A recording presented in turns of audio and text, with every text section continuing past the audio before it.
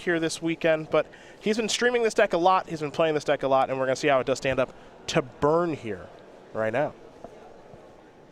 Burn looks to be pretty popular here. As a relic of Progenitus is where Todd Stevens will start things. Yeah, it looks like he's tweaked his deck some. He's toyed around with how many chalices are in the main deck at points. He has 4 right now. That is a very important card in this matchup. Talking to Todd yesterday at dinner, he said he did a little streaming last night before he took the drive here from Charlotte. Now that he's a Roanoke resident, so Charlotte only about 3 hours away, and him and Michael Majors did a little bit of streaming, and beat Grixis Death Shadow every time he played against it. So he's feeling very confident about that matchup. The question is, how does he feel about the Lava Spike matchup? As there's an Eldrazi Temple and a Matter Shaper. It looks like he scribed that to the top. Roach will draw. And he'll play a Scalding Tarn. And I think the Eldrazi deck lines up pretty well against the Burn deck. They can either, every card he draws is good, except for a few odds and ends here and there. But some of these fatties ahead of schedule are just too powerful. Reality Smasher, obviously Thought Not Seer is a discard spell with a fat body attached to it. Mm-hmm. We already see the turn 2, 3/2 coming down. It's just lots of pressure. What do we have here? We've got a Rift Bolt on suspend. Let's make it 2 of them. Fair enough. Chalice on 3. Right out.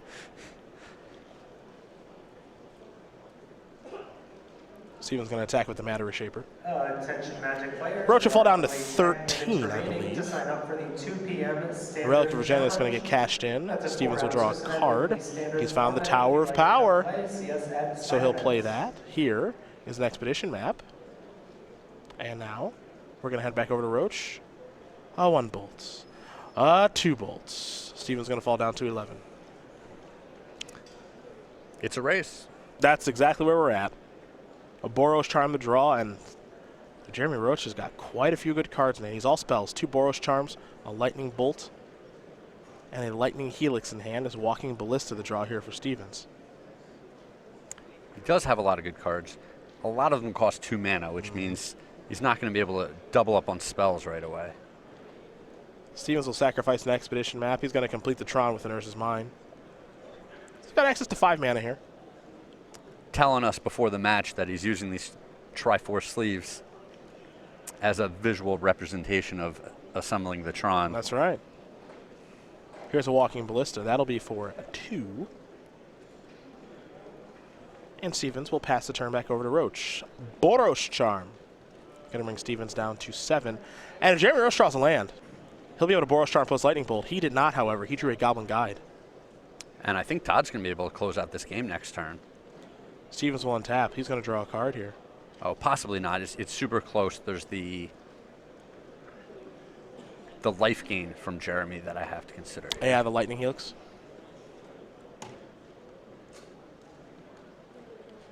So that's 3, 4, 5, 6, 7, 8, 9. I don't think Stevens has enough to do it right now. He's going to play another copy of Walking Ballista.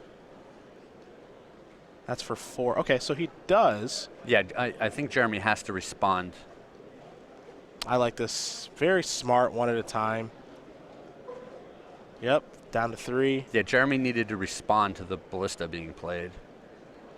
So as long as Todd has done this correctly, he should win. I think maybe he went too quick. It just depends on how he stacked it. If he just did it 1 at a time, then Jeremy Roach, there's not a great opportunity for him to respond.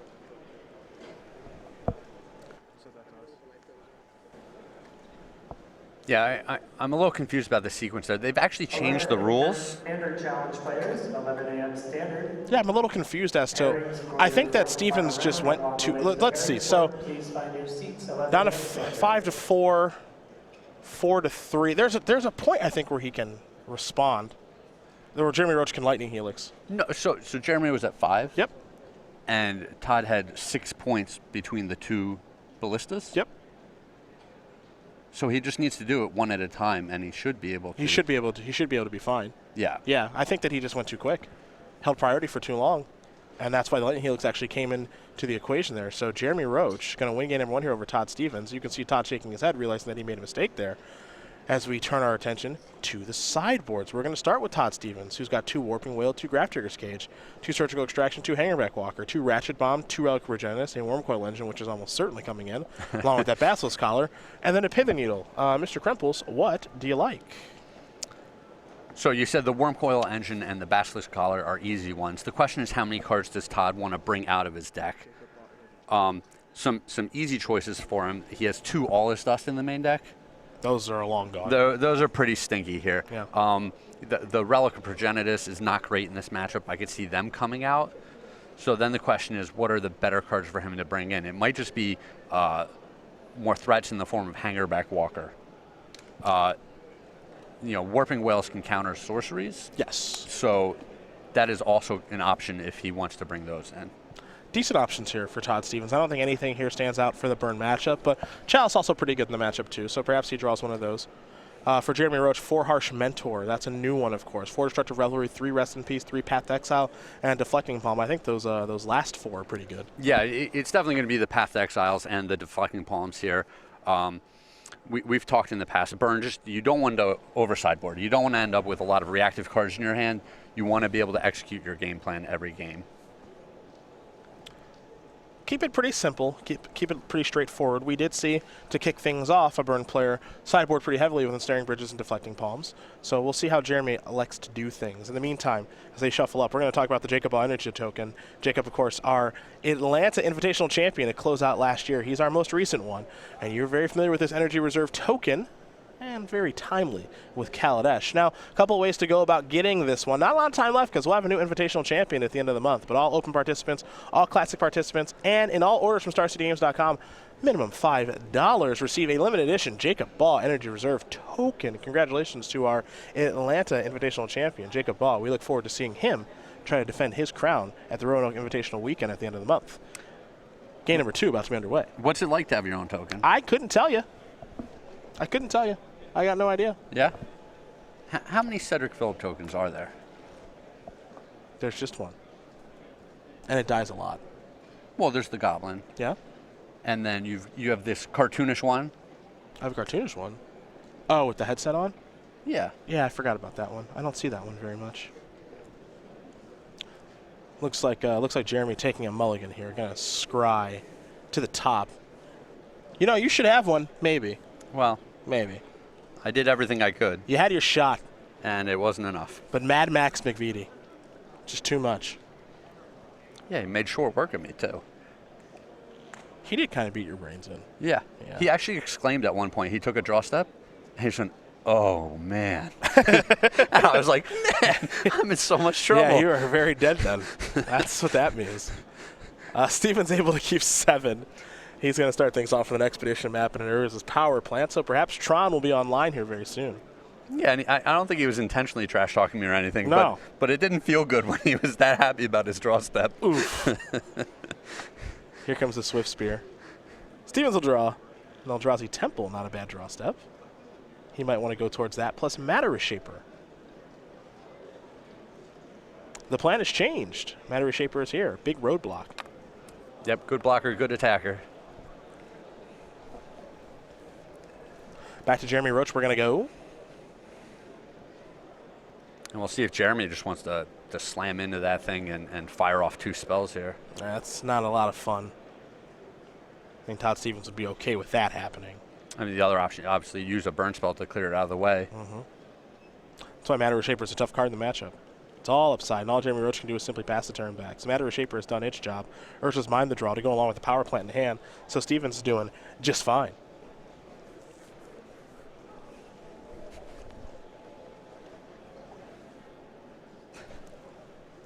We'll see how Todd does want to move forward here. It looks like he's just going to play a tower and pass the turn back. You see his hand. Looks like all lands and a a Reality Smasher. Yep. So he's going to be kind of all in on this 5/5 here. Yeah, but he's going to have his Tron set up, so he's going to... He's on point to slam any fatties that he draws off of his deck. Lightning Helix going to go upstairs. Steven's going to fall down to 16. Roach going to go up to 19. Let's reverse those life totals. Now Roach will draw. Goblin Guide is what he's found. Inspiring Vantage, Arid Mesa also in hand right now for the burn player.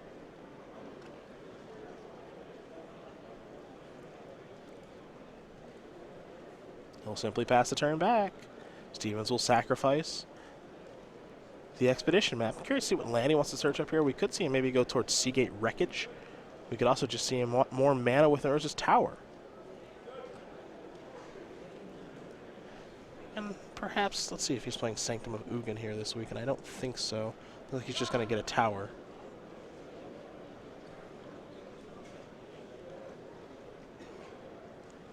So by searching for that tower, big sign on Todd's forehead that says, I already have the mine. So, yeah, and the Seagate Wreckage would be so slow to turn on. Yeah. Stevens will draw. He's got a lot of lands in his hand. Yeah, lands are not the problem. Now, the payoff, for lack of a better term, is here is a Reality Smasher. And I like this attack here from Stevens. Let's get in with everything and try to close this game out. The payoff here for Stevens is if he draws a Walking Ballista. Yes. Which, I'll be honest, he really needs to draw right now because he needs a way to use all this mana. So he's not doing anything else. Ghost Quarters in hand. So they're nonsense. Now, Jeremy Roach should not have a spell to play. I'm surprised by that. Me too. Arid Mesa the play. Looks like he wants to get as much into this Swift Spear as he can. He's going to fall down to 10, search for a basic mountain.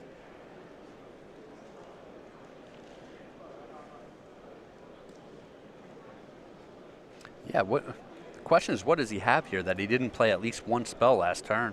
Well, there's Goblin Guide.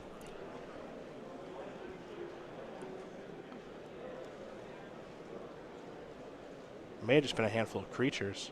Here's Lightning Bolt, trigger prowess on the Swift Spear. It's a pretty lightning bolt. Mm-hmm. Here's Skill Crack. Skull Crack. I like to call it Skill Crack. But it's still good. That's what it is. Trigger for the Goblin Guide. Hi. That's a really good card. It is. You know, depending on Jeremy's hand and the top of his deck, might not matter. That's true. Wormcoil Engine the draw here for Todd Stevens. Jeremy Roach cannot be thrilled to see that. Now, I'm curious to see how Todd Stevens is going to go about attacking this turn. He saw him attack with Matter Reshaper last turn. Doesn't change the clock much if he attacks with it this turn. So I think we might just see Reality Smasher come in. Yeah, I had a feeling as Roach is going to come down to 5 here.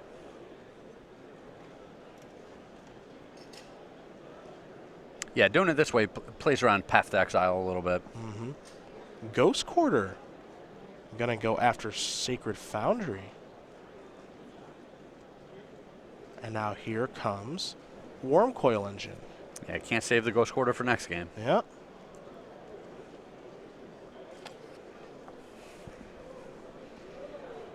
Stevens with just a hand of lands right now and crossing his fingers hoping Wormcoil Engine is good. But if you've ever played against Burn, as big and as good as that card can be, they have ways to handle it. Yep. Path to Exile, Destructive Revelry, Skullcrack, Searing Blaze. Yeah, just 2 burn spells to close out this game. Yep, and that's not going to do it. So Todd Stevens off the back of a timely Wormcoil Engine. Super close. Yeah, he's going to win that game against Jeremy Roach. It looks like Jeremy just drew one too many lands there as Eldrazi, Tron, and Burn all tied up, getting ready for the third and final one. And Jeremy Roach immediately going back to the sideboard. That's the first thing that he did, so maybe he doesn't have enough Destructive Revelries. Maybe he didn't have the Deflecting Palm. Who knows? Yeah, I mean, it's possible that he sided out some Skull Cracks, and now he sees the Lifelinker, and he wants to bring them back in. Mm-hmm. Yeah. I think something has changed here for Jeremy, so we'll see. Anything you want to see change here from Todd? Because Todd is basically shuffling up. He's pretty much good to go. Yeah, I'm not sure. I don't think I would make any changes if I was Todd. A lot of these cards aren't. They don't change whether he's on the play or the draw. Okay. They're not situational cards in that sense. So, you know, he's going to just take out the worst cards, bring in slightly more efficient, better cards for the matchup, and hope that his cards line up well. Yeah, you know, the Wormcoil Engine, the Basilisk Collar, maybe Ratchet Bomb. Kind of slow on the draw, though. Hangerback Walker's pretty good. Curious to see what they're going to do. But both players are already starting to shuffle up here, so we'll find out in just a moment. In the meantime, we already talked about Jacob Ball. He's our most recent Invitational champion. He's going to try to defend his crown at our Season 1 Invitational in Virginia, which you can learn more about right now.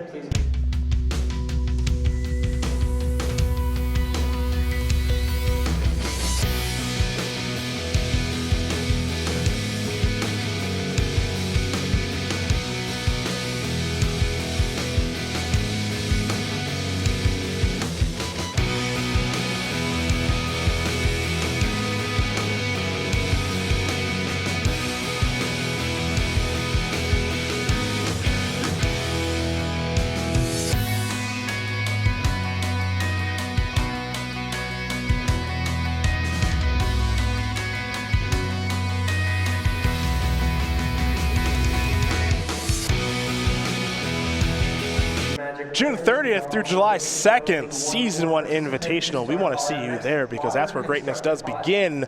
See who our next Invitational champion is going to be and what our next Invitational token is going to be. And even if you're not qualified for that event, this is going to be a good time. Oh, yeah. We've picked up some more sponsors. Yep. You know, there's going to be a lot of big-name artists there. Yeah, and we got a lot to do. Yeah, show up. A lot to do. Invitational.starcitygames.com to find out more information for that as well. We got classics, we got opens. As Craig mentioned, we got artists. We got it all, baby. We got it all.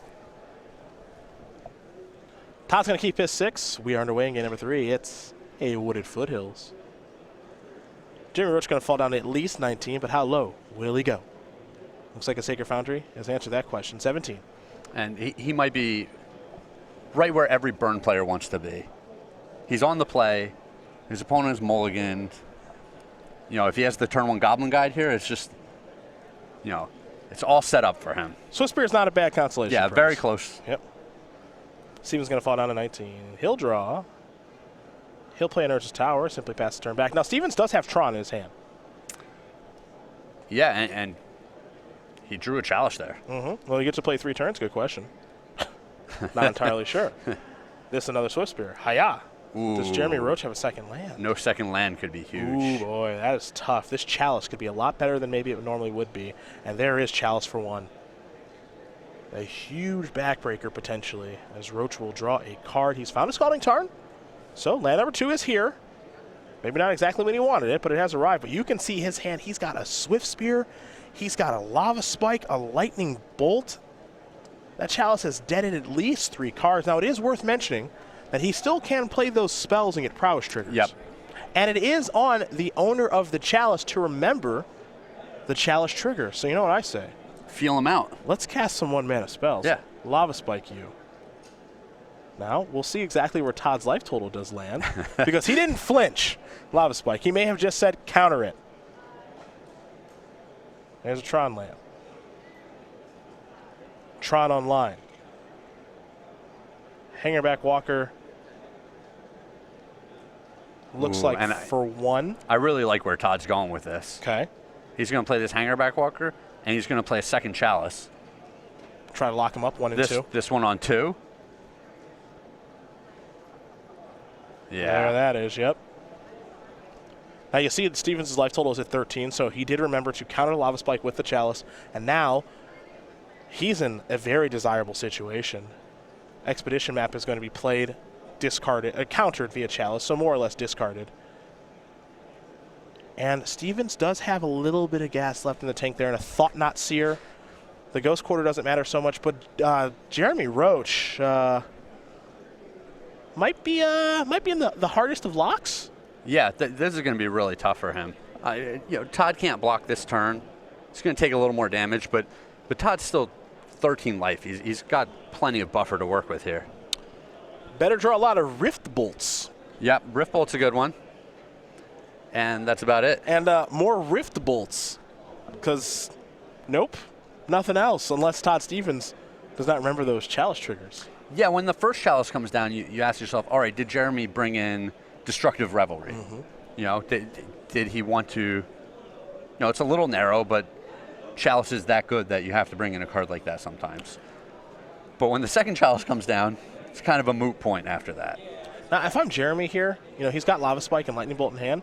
Now, you don't know if he knows the interact. Well, actually, you do because he saw it last turn with the prowess triggers. You know, you just have to make a flurry of spells here to make your Swiftspears, I think, big if you can, because the spells will get countered, but you do get the prowess triggers, and then you have to get pretty lucky. As here comes a Lightning Bolt. Hiya, counter it. Yes, Searing Blaze, counter that too. Fine, counter all you want. Yeah, I've felt out some opponents that have Chalice before. Oh, you have to. They don't usually miss it. Yeah, but you got to find out. You got to find out. Hopefully they miss. Hangerback Walker is going to die. Stevens is going to fall down to 10. He'll get a 1/1 Thopter. So there is his new artifact creature that can do some potential blocking. Now Jeremy Roach, you got to draw only 4 Rift Bolts. No big deal. Ain't no thing. Should be easy. As Stevens will untap with the Tron. He'll draw a card. Well, and Jeremy might be saying, you know, I'm just going to keep attacking each turn. Maybe Todd doesn't have a payoff spell. Well, he's got to slow down now. As here's a Thought Knot Seer. Swift Spear and Skullcrack. Well, there goes the Skullcrack. Seagate Wreckage comes down here for Todd Stevens. Oh, somebody's feeling pretty confident. It's starting to look good for him. Yeah, getting in with that Thopter. As we're going to head over to Jeremy Roach. He's drawn a Scalding. He's drawn a non-Rift Bolt card. That's what I'm going to say moving forward. Sure. Is a non-Rift Bolt. And Chalice of the Void is one of the most powerful cards in Magic. Like really, it's just way up there on the list. But most people, especially modern, decide that they want to go with as many efficient cards as possible, which means you're playing all the one casting cost cards. Yep. And so we don't see Chalice a whole lot. But when it comes down, wowee, is it good. It's good. You saw a Matter Reshaper there, then Todd played a Ghost Quarter to activate a Seagate Wreckage. The draw off of that was a waste, and he's still feeling pretty good. So it looks like Thought Knot Seer is looking ready to battle as well, as Roach is going to fall down to 9. I would draw a Rift Bolt. That's not a Rift Bolt. That's a Lightning Helix. I think as here comes Swift Spears. There's a block. Here is Lightning Helix. It's going to get countered via Chalice, but Prowess triggers will occur. Stevens will get a Chalice for 0 if he wants to. Nah, take that. Put Chalice on 3. Yeah. You ever just lock up a game? Not like this. The old 1, 2, 3? Not like this. Stevens will draw. Warping Whale. That one's no good because of Chalice, but the Chalice that he has found off of the Matter Reshaper will be.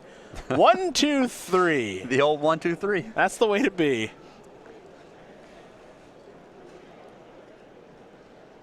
Stevens. See if there's anything else he wants to try to do here. He's got the Warping Whale, but that's going to get countered via Chalice of the Void. So, yep, Todd knows that. Just getting the cards out of his hand for Seagate Wreckage. And these are the games. I've played Burn in some tournaments before, and Jeremy's saying, man, if I just didn't miss that one land drop. Yep. I could have had a second Swift Spear down on the second turn and be pumping and just played a bunch of these burn spells before all the Chalices came down. Todd would have been dead by now. It would have been a flurry of spells. Would have been so easy. But instead, it got a lot more difficult. A Mountain, a Swift Spear, and an extension of the hand. Todd Stevens going to win this match here over Jeremy Roach. 2-1. Eldrazi Tron will take care of Burn. For Todd Stevens, he continues his winning ways with his Eldrazi Tron deck. He is 4-0 here in Charlotte. And we got to remember,